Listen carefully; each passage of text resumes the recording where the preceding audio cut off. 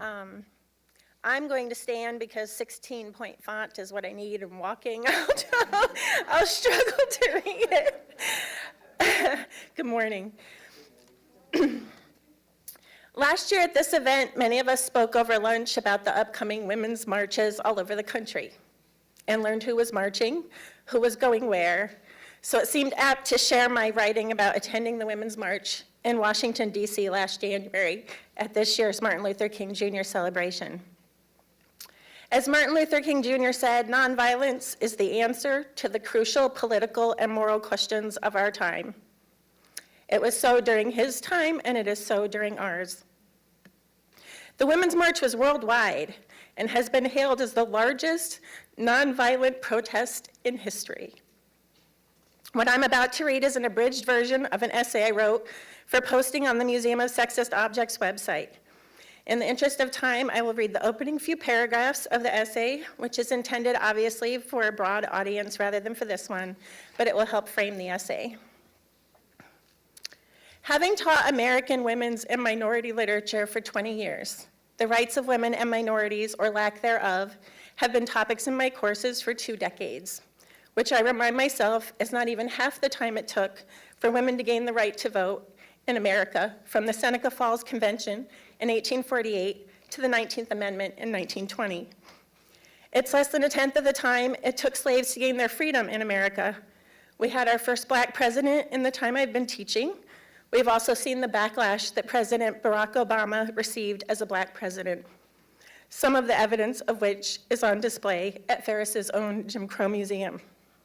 We have seen gay marriage legalized in all 50 states. We have also seen minorities of various races, religions, cultures, ethnicities, and sexualities both gain and lose equality in various spheres of life.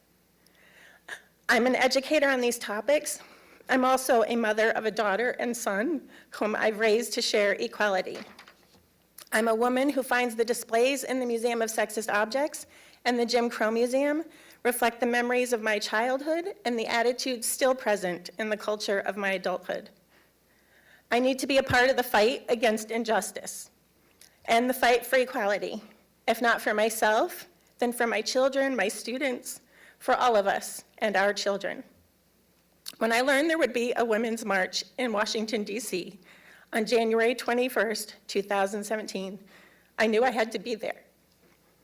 At this point, I'm going to jump to the last half, the part which is omitted and precedes the details details the experiences at the Grand Rapids Airport and on the plane, and the meeting up with a friend from Florida and my friends and hosts in D.C. The night before the march, the media began reporting on the roughly 100 anarchists who, following the presidential inauguration, began rioting and looting stores near the Capitol. Many were arrested. This was where we would be headed at 7:30 a.m. I kept checking the news and social media for updates on the violence throughout the night. My sleep would be fitful and not long. After saying goodnight to my host in D.C., I texted my husband to also say goodnight and tell him I loved him. I promised him and the kids I would text throughout the march so he would know I was safe. And then I wrote a note to myself about why I was marching. I'm marching for the right to bear children, not arms in schools, for the right to a sustainable earth, not to the destruction of it, for the right to an education regardless of one's income, public standing, or neighborhood, for the right to your own body and who enters and leaves it, for the right to health care regardless of who you are, for the right to opportunity regardless of your color, sex, class, creed, for a world where white and rich doesn't trump everything else, for my children, and for a country that deserves better, so much better than this. On the morning of the march, my friend and her 14-year-old daughter and I walked the few blocks to the train station, wondering if the layers we were wearing would be enough to shield from the cold. My friend's daughter assured us the crowds would warm us. She was right. After posing for some pictures at the station, we boarded the train and slowly were moved back and back as more boarded, until the signs being carried were being held to the ceiling with raised arms for 20 minutes or more, because shoulder to shoulder there was no room for signage. The pink hats overwhelmed the hues of the train, creating a sea of pink that reminded us we were united. When we exited the train station, we bought women's march t-shirts by some folks capitalizing on the event, donned them quickly, and joined the swarms of people walking toward the Capitol. We stood in large crowds that day, inching slowly a footfall at a time to our destinations, often not knowing whether we were headed in the right direction, and at one point even ending up in a dead end that took us over an hour and a half to leave, holding onto each other's hoods as we slowly made our way one step per minute back through the crowd. We could hardly see over the heads and signs. We stood with men, women, children, babies of all colors and sizes and certainly ethnicities. We stood on lines for the few portable bathrooms that were not locked. There were many left from the inauguration the day before, but many of those had been padlocked. Our feet ached and our voices tired, but we were never cold in body or heart. The teams of people raising their voices in chant, the signage that alerted the media to the various reasons for marching, the smiles and nods and laughter and union were overwhelmingly beautiful. My eyes filled with tears many times as emotion poured through me. Many times my voice cracked as I tried to speak to my friend about what we were experiencing and witnessing. It is hard to bring small groups of people together about any political topic without strong disagreement and frequently violence, let alone mobs of people. What was anticipated to be 250,000 became 500,000, and not a march, but a meandering sort of inching as the crowds far exceeded what the route could manage. I later learned that an estimated 4 to 5 million women, men, and children marched all over the world that day. Tell me what democracy looks like. This is what democracy looks like. Men, her body, her choice. Women, my body, my choice. Black people, Black Lives Matter. White people, Black Lives Matter. One little girl proudly leading a chant, "This is what a feminist looks like." The crowd, in response, "This is what a feminist looks like."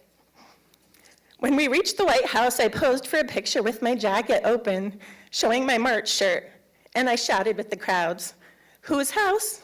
Our house." The White House is our house. It belongs to America. It belongs to Americans. The person who occupies it temporarily, borrowing it from the citizens. The president leads for a short time, and then another president leads for a short time. We live in a democracy, and at the end of the day, that house belongs to us, America's people. My mouth is dry. I've never felt more American than I did taking to the streets on January 21st, 2017. To defend what makes America great, including the people in America who raised a voice and were forced, willing to spend their money and time traveling from all over the country to leave with aching feet, arms, and vocal cords to stand up for America's greatness. My friends and I spent 8 hours at the march. Thank you. There's one of those kindness gestures. Thanks. Oh, so much better. My friends and I spent 8 hours at the march trying to meet up with the other women, men, and children we knew who had traveled, some many states, to raise their voices, but were unable to reach one another due to limited cell phone service and unimaginable crowds. We were all dialing each other all day and couldn't reach other people, so there really was no access.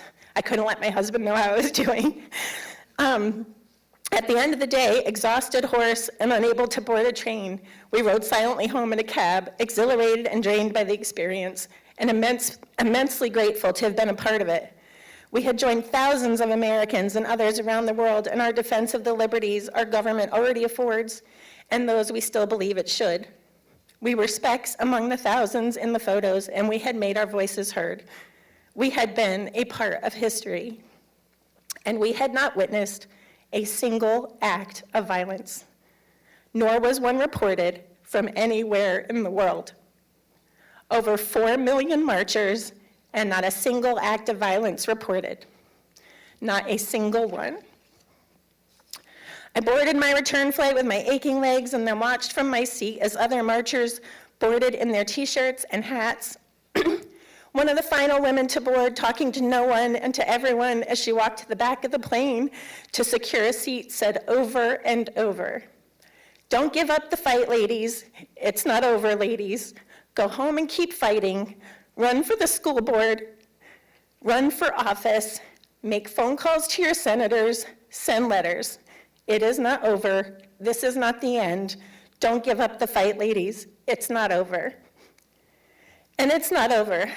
Not this fight, not any of the fights for equality. It's not over until equality for all isn't a dream, but a reality. Thank you.